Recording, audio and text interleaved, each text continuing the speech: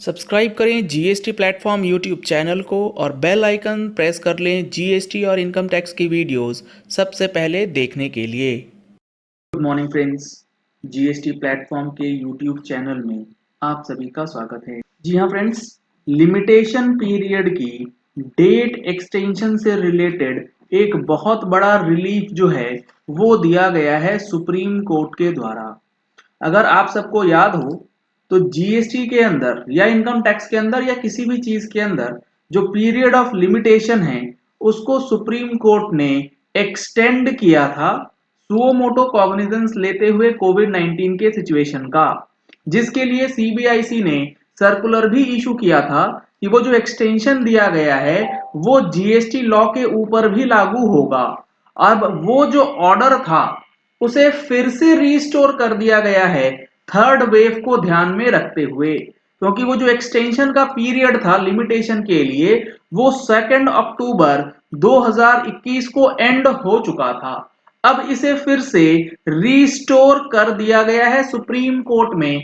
आज की डेट में इसे एक्सेप्ट कर लिया गया है और इसका ऑर्डर जो है वो आज से कल के अंदर आपको देखने को मिलने वाला है। तो अब इसका इंपैक्ट और इसका रिलीफ आपको किस तरीके से मिलेगा ये समझना जरूरी है। और ये जो ऑर्डर है सुप्रीम कोर्ट का ये हम लोगों ने अपनी मंथली टैक्स मैगजीन में ऑलरेडी इंक्लूड किया था।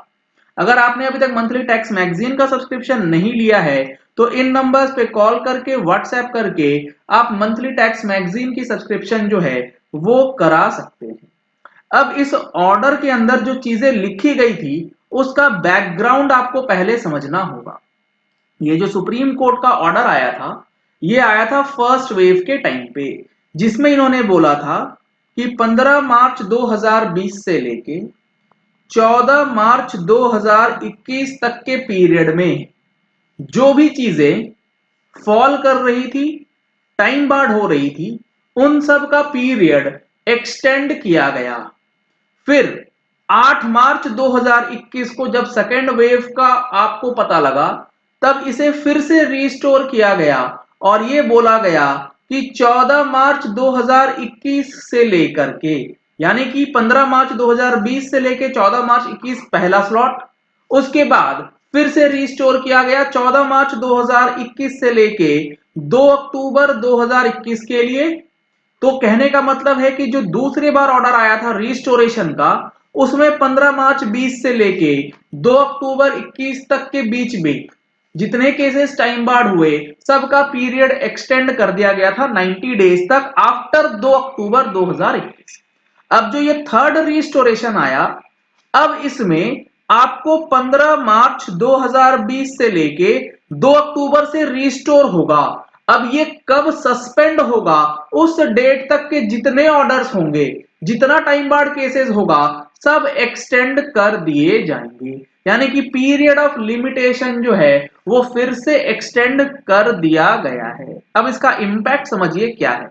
यानी कि अगर आपको कोई अपील फाइल करनी थी जिसकी टाइम बार्ड डेट 15 मार्च 2020 या उसके बाद थी तो वो अभी सारी डेट्स एक्सटेंडेड हैं, वो कोई भी केसेस अभी टाइम बार्ड नहीं होंगे।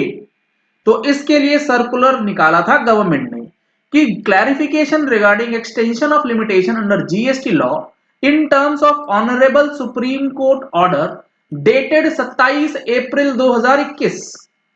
इसी ऑर्डर को कंटिन्यू रीस्टोर अब फिर से किया जाएगा जिसमें फर्दर एक्सटेंशन की बात जो है वो करी जाएगी। तो यहां पे किस किस चीजों में आप इस बेनिफिट को ले सकते हैं वो देखिए। Proceedings that need to be initiated or compliances that need to be done by the taxpayers. These actions would continue to be governed by only the statutory mechanisms. यानी कि रिटर्न फाइलिंग की date, आपको कोई ऐसा form file करना है जो statutory mechanism के अंदर दिया गया है कंप्लायंसेस से रिलेटेड, इनकी डेट्स एक्सटेंड नहीं होगी। Quasi judicial proceedings by tax authorities यानी कि tax officers can continue to hear and dispose of the proceedings where they are performing the functions as quasi judicial authority. This may include disposal of application for refund यानी कि application for refund का जो disposal करना है उसके लिए आपका जो ये लिमिटेशन पीरियड वाली चीज है वो लागू हो जाएगी। Application for revocation of cancellation of registration, adjudication proceedings of demand notices etcetera. तो इन चीजों पे जो आपका ये बेनिफिट है, जो आपका ये एक्सटेंशन है, उसका फायदा मिलेगा। सिमिलरली जो अपील्स ऑलरेडी फाइल्ड है और पेंडिंग है उसको भी सुना जा सकता है, डिस्पोज ऑफ किया जा सकता है अगर वो चीजें इस पीरियड में टाइम बार्ड हो रही, इसका बेनिफिट यहां मिलेगा। तीसरा है अपील बाय टैक्स पेयर्स और tax authorities against any quasi judicial order.